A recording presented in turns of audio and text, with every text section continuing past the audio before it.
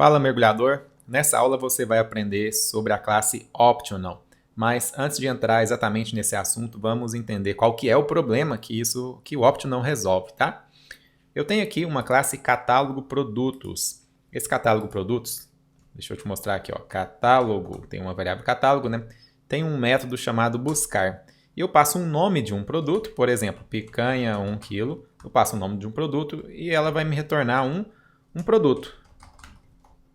Certo? Passo o nome do produto, vai me retornar um produto.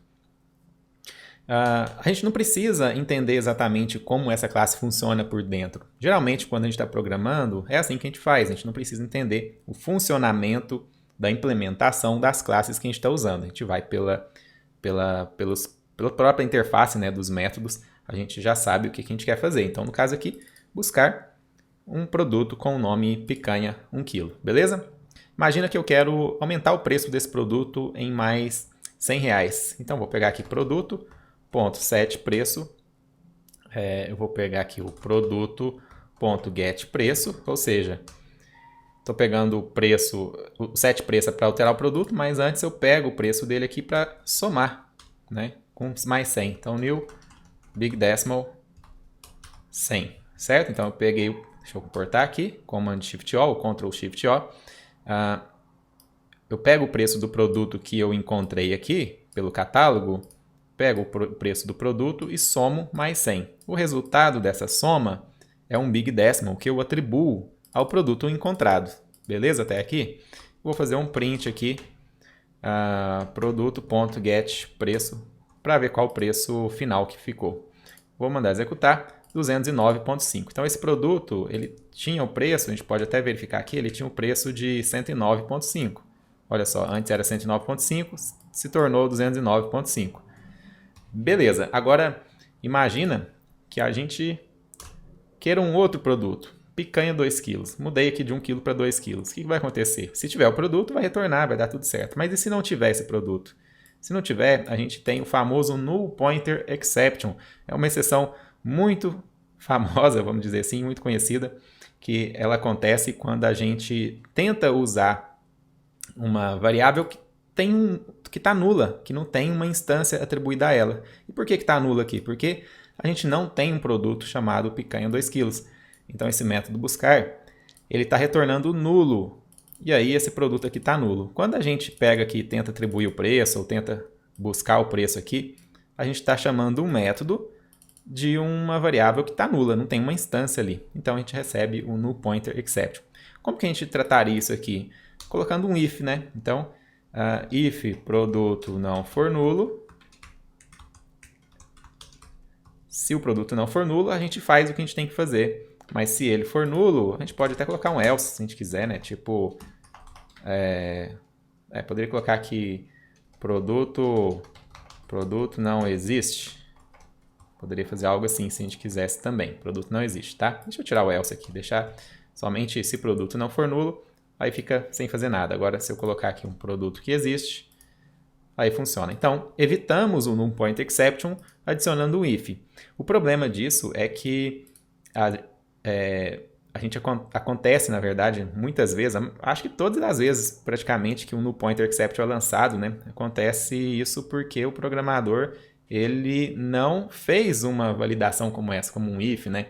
E a gente não é forçado a fazer isso. A gente pode tentar, a gente pode apagar o if aqui e fazer dessa forma, sem um if, que, olha, compila normalmente, né? Mas em tempo de execução a gente vai ter um problema. Então, é uma falta talvez de atenção do programador, justamente porque o código não está obrigando a gente a fazer esse tratamento, né? Para fazer esse if aqui. Então, no Pointer Exception acontece muito isso. A gente imagina que a gente vai sempre receber um valor, sempre vai receber um objeto, mas em algum determinado momento a gente recebe um null. E aí a gente tem esse tipo de problema. Qual que é a solução para isso?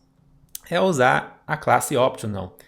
O Optional ele é um objeto que funciona como um container que pode ou não ter um valor lá dentro. É como se fosse uma caixinha que, quando você abre a caixinha, pode ter alguma coisa ali dentro, mas pode não ter nada também. Então, olha que interessante. Eu vou comentar esse código, daqui a pouco eu apago ele e vou fazer agora usando o Optional. A gente tem aqui no catálogo um outro método chamado buscar optional, tá? Eu criei uma variação, não que precise ter as duas variações, tá? Mas eu criei uma variação aqui para a gente não ter que mexer no código do catálogo produto. Veja que aqui o buscar retorna um produto, mas você sabe que pode retornar uma instância do produto, mas pode retornar null também. E o buscar optional retorna um optional de produto. Como eu disse, o optional é tipo uma caixinha, um container que pode ter um valor lá dentro, ou seja, pode ter um produto, porque ele é tipado, né? Ele é um tipo genérico, optional, então ele é tipado aqui com produto. Então dentro dessa caixinha pode ter uma instância de produto lá dentro, mas pode não ter nada também. E aí vamos usar esse método aqui e passar aqui picanha 1 kg, tá? Só que isso aqui não retorna um produto, ele retorna um optional de produto. Vou chamar aqui de produto optional. Beleza? Não é o produto em si. Vamos dizer assim, ele retorna essa caixinha que eu disse, né, esse container. Ele retorna essa caixinha pra gente, que lá dentro pode ter ou não um produto, ao invés de retornar o produto em si. E aí, se a gente quiser agora pegar o preço desse produto, ó, produto optional, não tem aqui o get preço, não existe esse método get preço. Primeiro eu preciso, vamos dizer, abrir a caixinha e pegar lá dentro o que a gente quer pegar. Só que para a gente pegar isso, a gente vai ter que fazer assim, ó, produto optional.get. Aí a gente vai retornar aqui um produto. Beleza? Aí eu vou até copiar agora isso aqui. Ficou errado aqui o nome, né? Produto. Opa, faltou o igual. Então, quando eu faço esse get, eu estou abrindo a caixinha e pegando o que tem lá dentro. Pegando o produto que tem lá dentro e atribuindo aqui, tá? Mas o que vai acontecer se a gente fizer isso? Olha só. Retornou aqui 209, beleza, mas se eu colocar um produto que não existe, ele retornou not such element exception. Por quê? Você tentou pegar uma coisa que não existe. Você tentou pegar um elemento dentro dessa caixinha, só que não tem nada dentro dessa caixinha. Então, no such element exception. Não existe o tal elemento, né? Uma exceção desse tipo. A questão é que quando você tem um optional, ele já está dizendo de forma mais explícita, vamos dizer assim, que pode ter alguma coisa ali dentro e pode não ter alguma coisa ali dentro. Por isso é um optional, tá? Quando você chama aqui um método buscar que retorna um produto, não está tão explícito assim que pode ter ou pode não ter. Talvez o programador pode simplesmente deixar passar batido e achar que sempre vai ter um produto, mas na realidade pode ter null, né? Quando é o optional, apesar de você ter a possibilidade, se você chamar o get, de ter essa exceção, isso não é uma boa prática. Você nunca chama um get, você nunca abre a caixinha sem antes você consultar se tem alguma coisa lá dentro. E por isso você pode, uma das formas de fazer é fazendo um if produto optional, produto optional ponto is present. Tem o is empty para saber essa caixinha, esse optional está vazio, tem o is empty e tem o contrário, o is present, ou seja, tem alguma coisa aí dentro? A gente pergunta antes se tem alguma coisa lá dentro. Certo? Então, vou rodar. Mesmo o produto não existindo, não dá nenhum problema. Se o produto existe, agora sim foi somado o preço. Outra forma de fazer a mesma coisa, eu vou copiar esse código aqui que eu acho que vou precisar dele, vou comentar isso aqui, ó.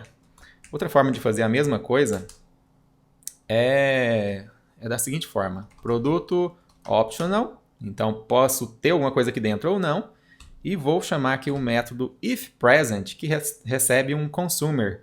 E o consumer é uma interface funcional. Se é uma interface funcional, nós podemos passar aqui uma expressão lambda. Então, vou passar aqui produto, que é o argumento que nós recebemos, e abro o bloco aqui. E vou colar exatamente o código que eu copiei, que é exatamente a mesma coisa que a gente fazia acima, né? Altera o preço. Então, aqui, esse código aqui vai ser executado apenas se tiver alguma coisa dentro desse optional. If present, né? Se presente. Então, se tiver alguma coisa lá dentro, a gente vai executar esse bloco de código aqui.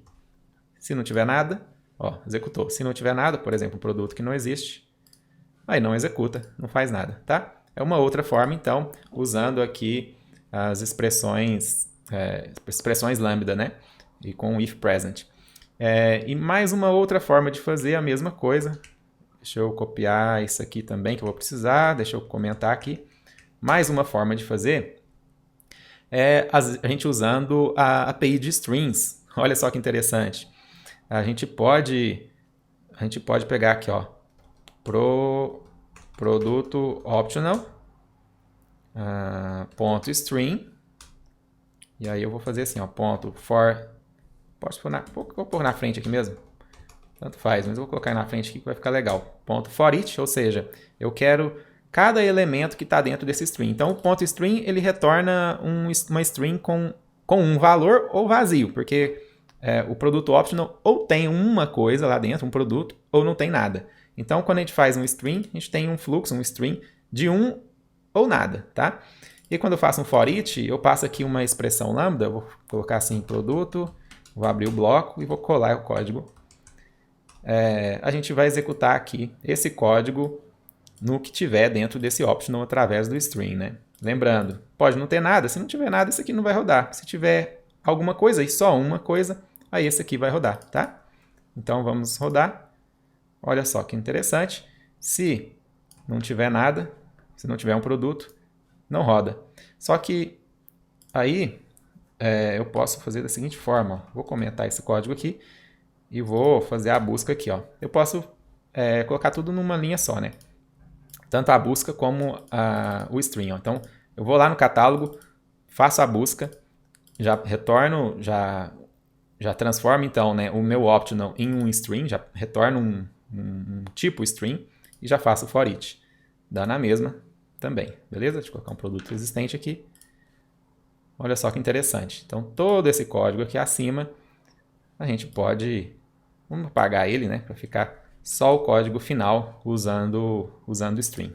Agora deixa eu abrir essa classe exemplo 2 para a gente fazer um outro exemplo aqui. Então, dentro do catálogo, nós temos um método chamado buscar preço. Veja que buscar preço, ele já retorna um optional big decimal. Então, eu passo aqui o nome do produto, picanha 1 kg, e ele vai me retornar não o produto em si, mas ele vai me retornar o preço do produto. Só que ele retorna um optional, né? Então, eu quero atribuir isso aqui para um big decimal. Big decimal, preço, beleza? Só que ele está retornando um optional e não um preço, não um big decimal no caso, né? Então eu vou fazer um ponto get aqui. E aí você já sabe que isso aqui não é uma boa prática, né? Por quê?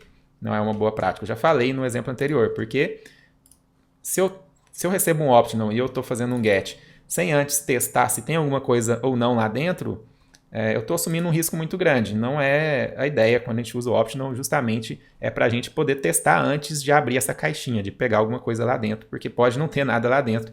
E aí a gente receberia uma exception, como a gente está vendo aqui, certo? Mas como que eu faço então se eu quero trabalhar com Big Decimal, eu quero trabalhar com preço, porém se eu fizer isso aqui, eu corro esse risco. Eu posso fazer o isPresent, né? Fazer um if aqui, isPresent, posso fazer de várias formas, mas vamos fazer outra coisa aqui. Eu posso fazer da seguinte forma.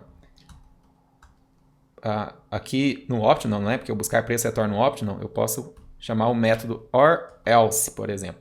Então, or else, eu passo aqui um big decimal, ou seja, o or else, ele pega o que tem dentro dessa caixinha, ele pega o que tem dentro lá do optional. Porém, se não tiver nada lá dentro do optional, ele retorna um valor que eu especificar aqui, um valor alternativo. Por exemplo, big decimal ponto zero, ou seja, 0.